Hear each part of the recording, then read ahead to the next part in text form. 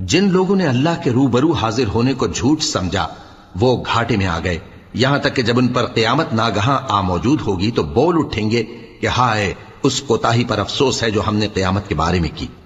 और वो अपने अमाल के बोझ अपनी पीठों पर उठाए हुए होंगे। देखो जो बोझ ये उठा रहे हैं बहुत बुरा है।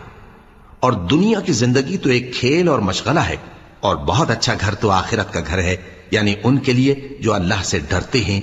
क्या तुम समझते नहीं? हमको मालूम है ए नबी कि इन काफिरों की बातें तुम्हें रंज पहुंचाती हैं, मगर ये तुम्हारी तकजीब नहीं करते बल्कि जालिम अल्लाह की आयतों से इनकार करते हैं। और तुमसे पहले भी पैगंबर झुटलाए जाते रहे तो वो तकजीब और ईजा पर सब्र करते रहे, यहां तक कि उनके पास हमारी मदद पहुंचती रही, और अल्लाह की बातों को कोई भी बदलने वाला नहीं। और तुमको पैगंबरों के अहवाल की खबरें पहुंच चुकी हैं तो तुम भी सब्र से काम लो। और अगर इनकी रूगर्दानी तुम पर शाख गुजरती है तो अगर ताकत हो तो जमीन में कोई सुरंग ढूंढ निकालो या आसमान में सीढ़ी तलाश कर लो, फिर इनके पास कोई मोजेजा लाओ। और अगर अल्लाह चाहता तो सबको हिदायत पर जमा कर देता, बस तुम हरगिज नादानों में ना होना। बात यह है कि हक को कबूल वही करते हैं जो सुनते भी हैं, और मुर्दों को तो अल्लाह क़यामत ही को उठाएगा, फिर उसी की तरफ लौट कर जाएंगे। और कहते हैं कि उन पर उनके परवरदिगार के पास से कोई निशानी क्यों नाजिल नहीं हुई। कह दो कि अल्लाह निशानी उतारने पर कादिर है, लेकिन अक्सर लोग नहीं जानते।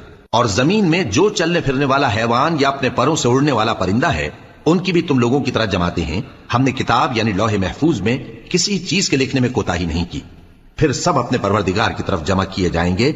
और जिन लोगों ने हमारी आयतों को झुटलाया वो बहरे और गूंगे हैं, इसके अलावा अंधेरों में पड़े हुए हैं।